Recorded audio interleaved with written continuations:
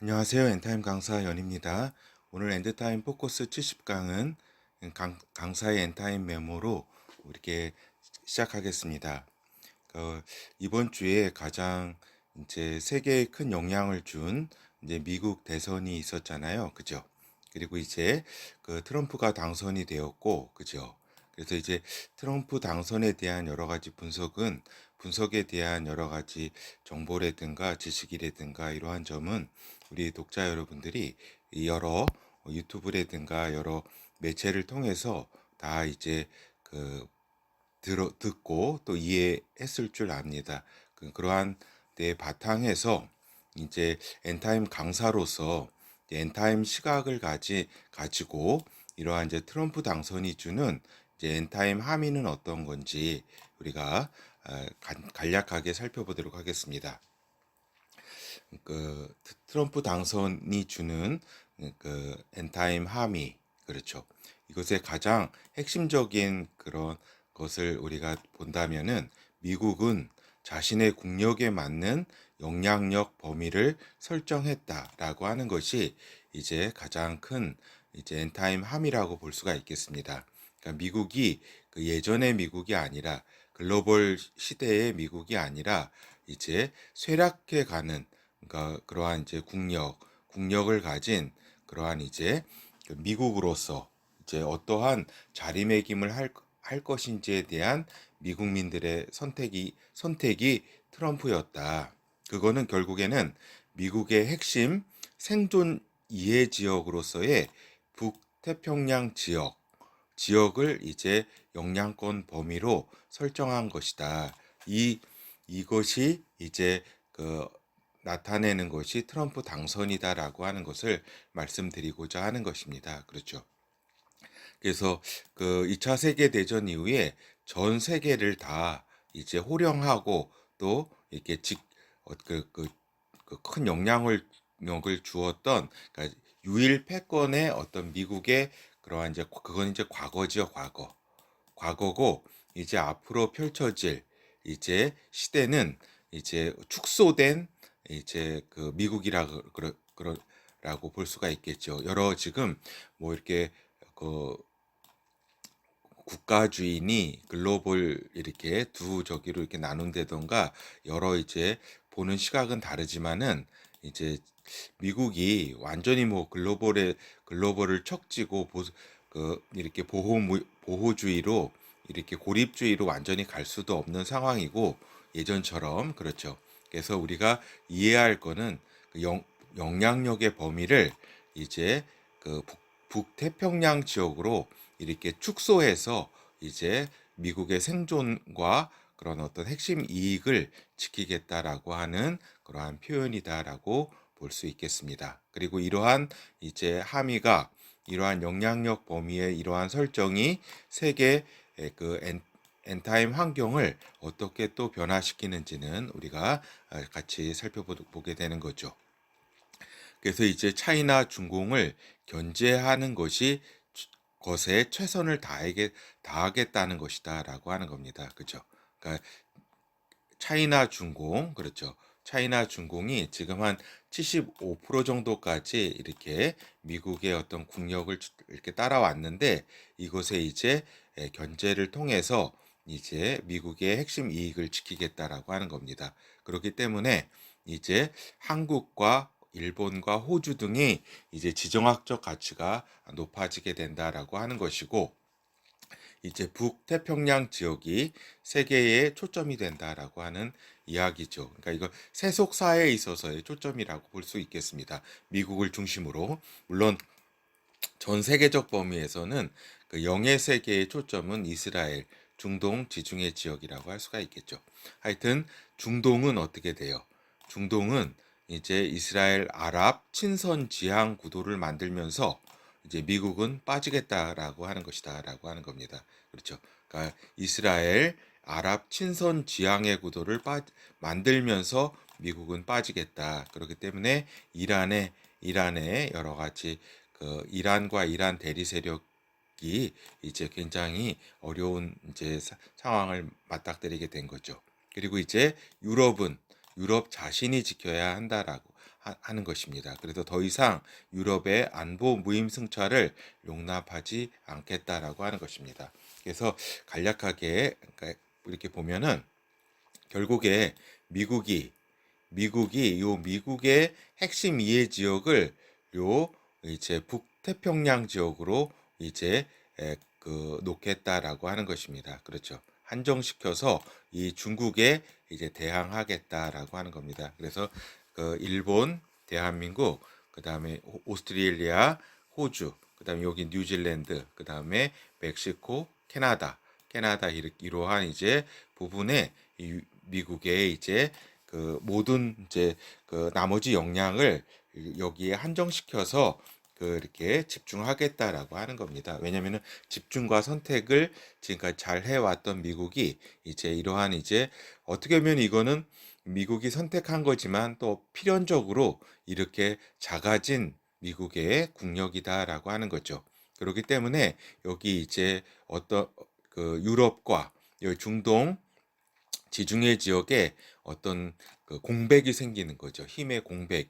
이러한 힘의 공백이 어떻게 그러면 어떤 세력이 이 힘의 공백을 메울 것인가. 이것이 이제 가장 큰 초점이라고 그러니까 어떤 트럼프 시기에 있어서의 핵심 어떠한 사건을 발생시킬 가능성이 매우 크다라고 하는 것을 우리에게 알려주는 것이다라고 할 수 있겠습니다. 그러면은 이제 한마디로 이제 트럼프의 어떤 그 성향이라든가 이런 것을 보게 되면은 결국 거래의 정치, 거래의 기술이라고 하는 그 책도 이렇게 지었잖아요. 그죠? 그것처럼 거래의 정치를 기반으로 여러 나라들과 상대할 것이다. 미국은 이러한 이제 의미를 갖는다라고 할 수 있겠습니다. 이제 지금까지의 세계 경찰, 미국의 위치를 포기하겠다. 그럴 힘도 없다. 그럴 여력이 없다라고 하는 이제 미국의 어떻게 보면 고백이기도 하다라고 할 수 있겠습니다. 그런데 거래라고 하는 의미를 우리가 잘 알아야 된다. 왜냐하면 트럼프를 나타내는 한마디로 표현해서 트럼프는 거래에 능한 자고 거래에 기반해서 미국의 여러 정치라든가 경제 정책을 이렇게 펼칠 것으로 우리가 충분히 예상할 수 있는 거죠. 그렇다고 하면 이 거래라고 하는 걸 잘 알아야 되는데 거래는 결국 공정한 거래를 기반으로 경제 정책을 펴겠다라고 하는 겁니다. 그러니까 물론 이제 그 국제 사회라는 것이 힘을 기반으로 하는 그러한 세계이기 때문에 이렇게 공정한 거래라는 것은 뭐 있을 수가 없습니다. 그러나 그나마 미국이 어때요? 지금까지 많은 것들을 그래도 이렇게 자기들이 이익을 취한 측면도 있지만 많은 것들을 이렇게 세계의 유럽의 마샬 정책이라든가 여러 가지 이제 정책을 통해서 또 희생한 부분도 있습니다. 그러니까 이러한 제국은 없었죠, 사실은. 그죠? 그래서 미국은 기축 통화를 기반으로 이제 이익을 본 것도 있지만, 그렇죠. 이익을 보고 또 이것은 그렇지만은 자국의 산업이 무너지고 이에 따라서 중산층도 무너지게 되었다라고 하는 겁니다. 그리고 글로벌 세계 속에서 미국의 어떤 글로벌 추진 세력들은 이제 돈을 싼 노동력과 이런 자금을 대 가지고 금융 기법으로 인해서 이제 돈을 이렇게 벌었죠. 그렇지만은 그 중산층과 하위층은 이제 거지가 될 수밖에 없는 그러한 상황에 미국이 이제 몰리게 된 거죠. 이러한 이제 인식을 이제 트럼프가 가지고 있다. 그렇기 때문에 거래라고 하는 것은 동등한 관계, 위치를 가정한다라고 하는 겁니다. 그렇죠. 그러니까 지금까지는 미국보다 못한 나라, 동맹국, 이니 어떤 적국이니 뭐 여러 가지로 나누어서 이렇게 차별 대우했다면은 뭐 실질적으로 차별 대우했다면 이제 동맹국도 이제 같은 동등한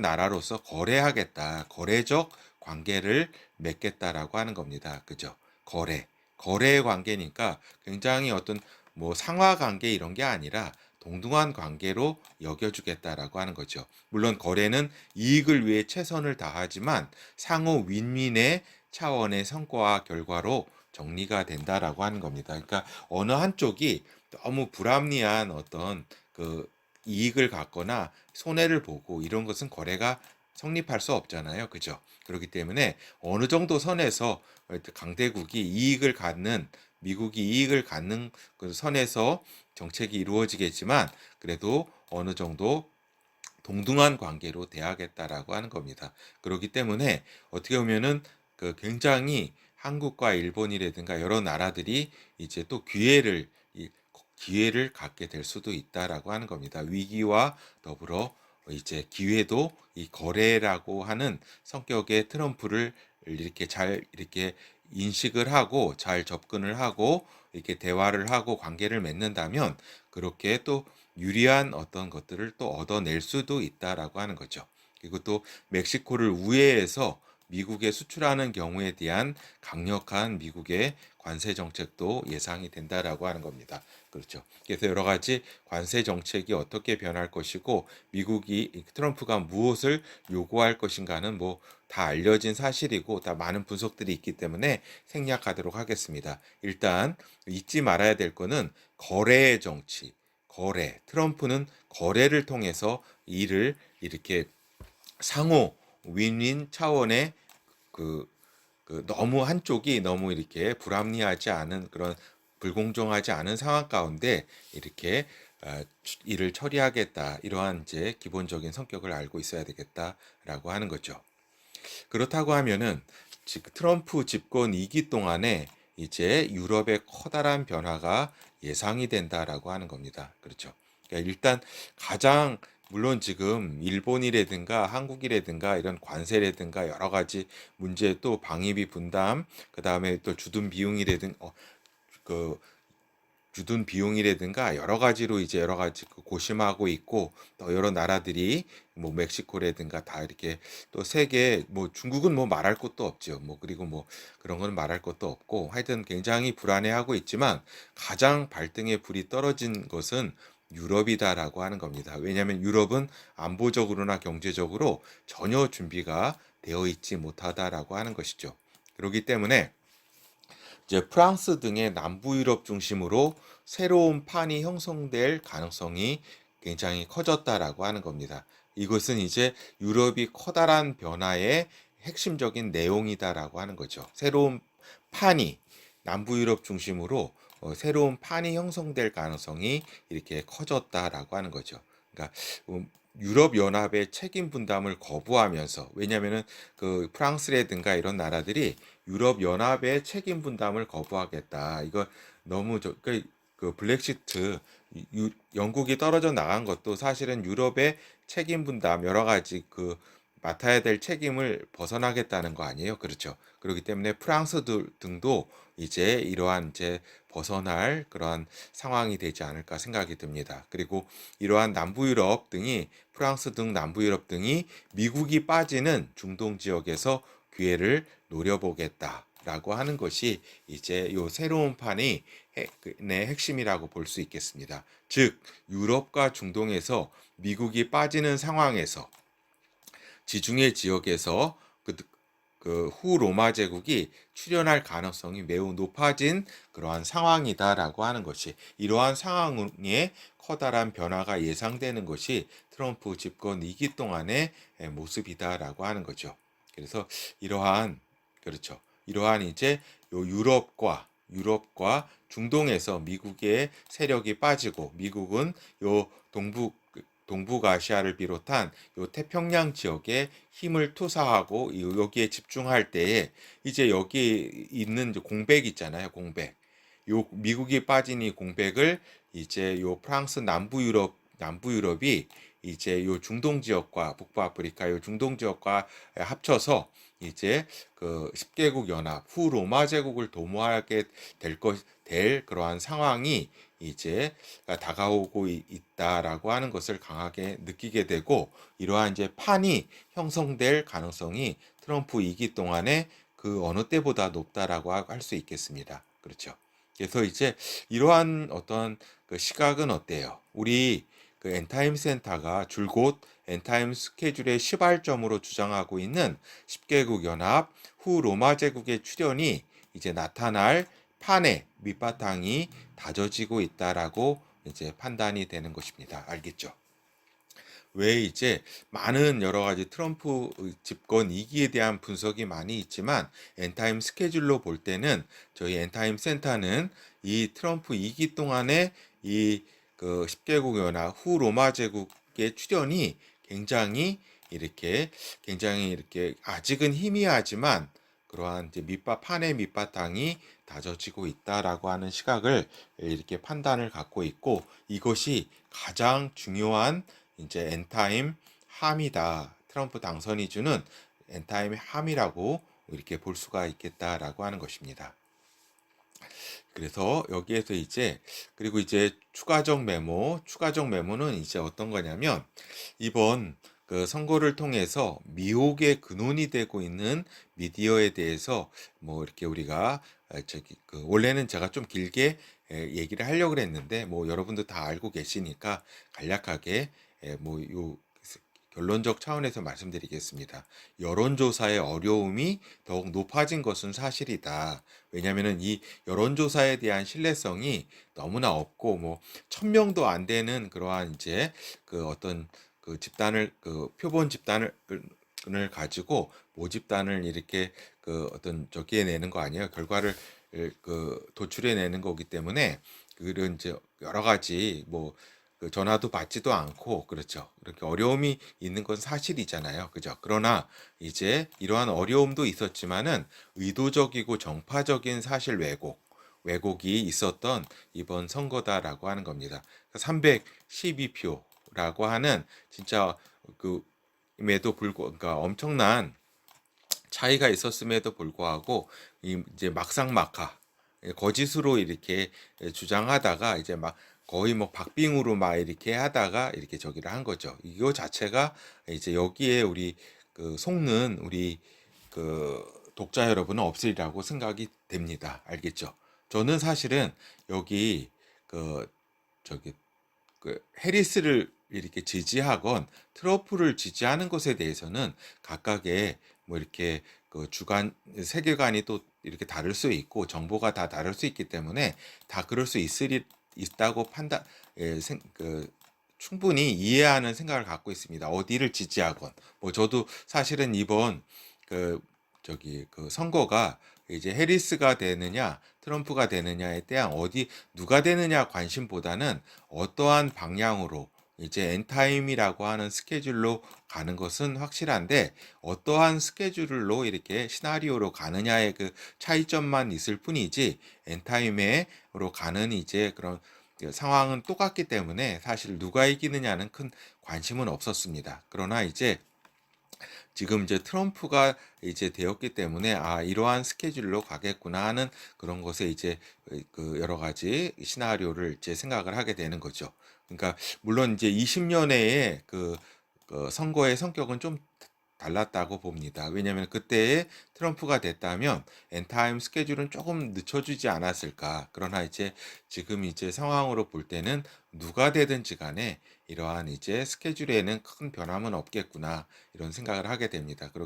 그런데 이런 이제 그 누구를 지지하냐는 뭐 그렇게 큰 저기 왜냐하면 그건 다 선호하는 저희가 다 다르잖아요. 그죠? 그건 뭐 충분히 이해가 가능한데 무엇이 이렇게 문제냐면은 어떤 사실을 왜곡하고 그거를 이렇게 뭐라 그럴까? 그것을 이제 그 캐치를 못하고 왜곡하는 것에도 캐치를 못하고 하는 것은 분명히 저는 문제가 있다라고 하는 생각입니다. 알겠죠?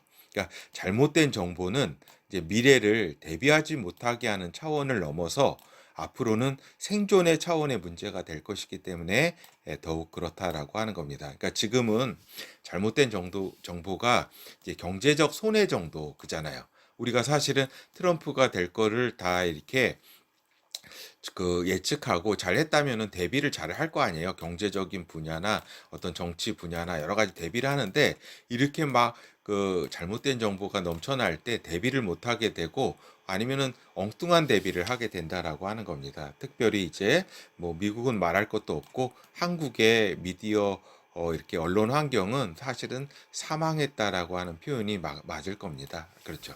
하여튼 이런 더 이상 뭐 이렇게 이 미디어에 대해서는 언급하지는 않겠습니다. 다만 이제 그 엔타임 시기는 이제 미혹으로부터 이제 사람들의 미혹으로부터 시작되는 그러한 이제 그 시기가 엔타임 시기이기 때문에 우리 독자 여러분은 특별히 이제 이러한 이제 미디어라든가 아니 어떠한 사실들을 판단하고 할 때 굉장히 그러한 이제 거짓 정보나 속이는 것들이 의도적으로 있기 때문에 굉장히 이렇게 그 주의해야 된다라는 것을 다시 한번 말씀드립니다. 결국에는 이런 여러 가지 뭐 종교 통합과 관련해서도 엄청난 미혹을 가지고 미디어가 선전을 하게 될 겁니다. 그러한 때에 잘 저기 해야 되겠죠. 왜냐하면 그거는 이제 생존의 차원, 이 생존의 어떤 물질 세계의 생존의 차원이 무서운 게 아니라 영의 세계에 있어서의 영원한 생명과 관련된 그러한 차원이기 때문에 더욱더 주의해야 된다라고 하는 점을 다시 한번 말씀을 드립니다. 그리고 이제 끝으로 이제 추가적 메모로서 트럼프가 맞이할 이제 도전에 대해서 우리가 잠깐 살펴보게 됩니다. 왜냐면은 이제 글로벌 세력이 이제 과연 글로벌 추구 세력이 경제, 금융 도전을 이렇게 제2기에 이제 하게 될 것인가라고 하는 거죠. 그러니까 트럼프에 대해서 이제 그 트럼프 엿먹어라 하면서 이제 이 글로벌 추구 세력이 금융 경제를 장악하고 있는 상황에서 이제 어떠한 문제를 의도적으로 일으키게 되면 세계의 이제 경제 공황이 찾아오기 때문에 경제에 여러 가지 그 상황이 찾아오기 때문에 미국은 물론 전 세계가 영향을 받는 그러한 상황도 트럼프 시기에 맞이할 수 있는 그러한 도전이다라고 하는 거죠. 이거는 미국으로만 끝나는 것이 아니라 이제 전 세계가 이제 경제적 어려움에 처하게 되는 상황이기 때문에 이것도 이제 트럼프가 맞이하게 될 도전 중에 하나다라고 하는 예상해 볼 수가 있겠습니다. 이것을 그렇죠. 그리고 또 하나는 미국 내의 국방, 정보, 금융 핵심 엘리트들의 도전이 이렇게 있다라고 하는 거죠. 여러 가지 네오콘이라든가 전쟁을 계속 수행하려고 하는 그리고 정보 CIA라든가 여러 정보 FBI라든가 이런 세력들이 이제 세계의 모든 이제 뭐 여러 가지 그 저기죠 공작 어째 정치 공작이나 산업 공작 등 여러 가지 공작을 이렇게 피고 있기 때문에 그리고 금융 핵심 엘리트 세력들 이 세력들이 이제 글로벌 세력과 결탁해서 여러 가지 이제 도전을 할 수가 있겠죠. 그러면서 이제 아직 트럼프가 이러한 이제 미국 내 그러니까 여러 가지 민심은 지금 가지고 있지만 국방, 정보, 금융 이러한 핵심 엘리트들을 이렇게 장악하지 못한 그러한 상황이다라고 하는 겁니다. 그렇죠. 그러기 때문에 이제 굉장히 이것을 어떻게 트럼프가 장악하느냐도 이러한 이제 여러 가지 이제 도전에 직면하게 될 것인가, 극복하게 될 것인가, 이것도 이제 하나의 관심 포인트라고 할 수가 있겠습니다. 그리고 또 하나 이제 극자 세력의 이제 폭력 시위를 통해서 트럼프의 어떤 힘을 빼는 그러한 또 여러 가지 공작도 있을 수 있다고 생각이 됩니다. 그러니까 지금 이제 그 히틀러로 이제 그 트럼프와 이제 동치시키는 그렇죠.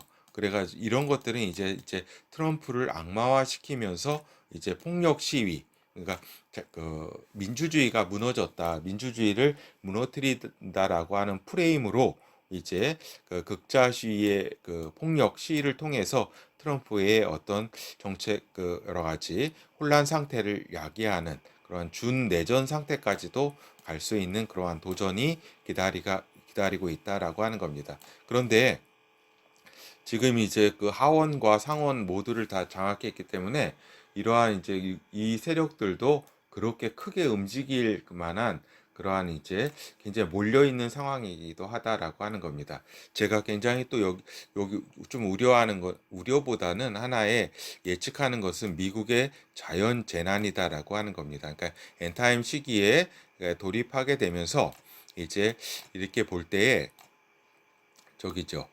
그 이제 엔타임 초기에 엔타임에 들어서게 되면은 이렇게 세계 지도가 이렇게 제가 좀 안 그려지네요. 잠깐만요. 잠깐만요. 잠깐만.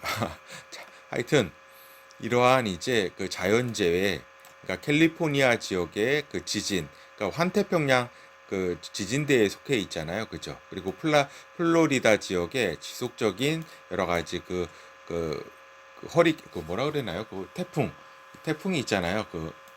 예, 허리케인이라 그러나 하여튼 그러한 이제 엄청난 자연재해가 또 이렇게 기다리고 있다라고 이런 생각이 듭니다. 이 부분이 이제 굉장히 우려할 만한 사실이죠. 나머지 사실보다. 그리고 또 이제 지속적인 암살 시도도 있지 않을까 하는 이런 예상도 이제 충분히 이렇게 하나의 도전으로 생각해 볼 수 있다 하겠습니다. 하여튼 이렇게 보면은 우리가 이렇게 볼 때에 어때요?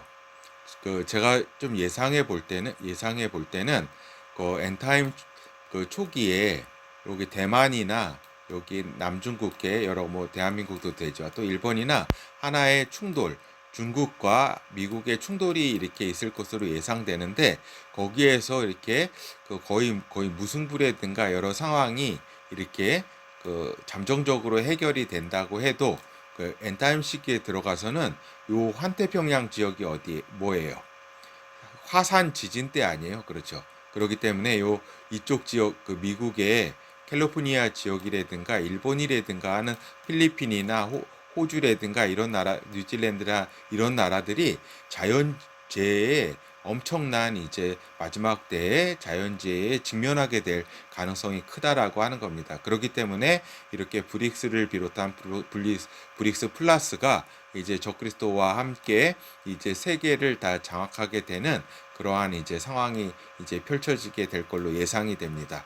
그렇죠. 그렇기 때문에 이것이 공교롭게도 이제 제가 이건 내피셜인데 지난 시간에도 말씀드렸듯이 그 태평양 퍼시픽 그죠? 그러니까 P7이 이제 지금의 미국의 어떤 이러한 상황, 이 지역을 핵심 지역으로 이렇게 사활을 건 미국의 이제 어떤 범위를 축소시켰기 때문에 P7이 굉장히 이렇게 맞다. 어떤 경제나 정치 이런 군사 이러한 어떤 협조할 수 있는 그러한 장은 펼쳐졌다. 그러나 또한 동시에 엔타임 때 이곳이 또 환태평양 지진대에 이렇게 속하게 됨으로써 자연재해에 상당한 피해를 보게 되고 이제 결국에 이렇게 이쪽 세력이 적그리스도 세력이 이쪽 지역을 다 장악하게 되는 그러한 하나의 현상이 어떤 상황이 될 수 있다라고 이렇게 판단이 됩니다.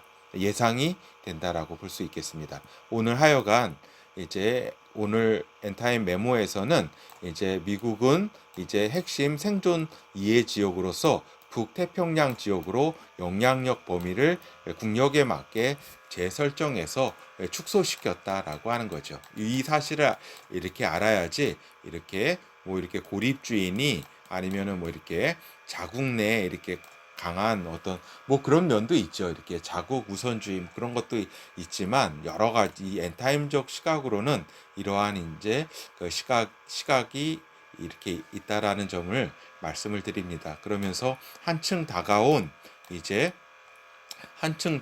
뭐예요?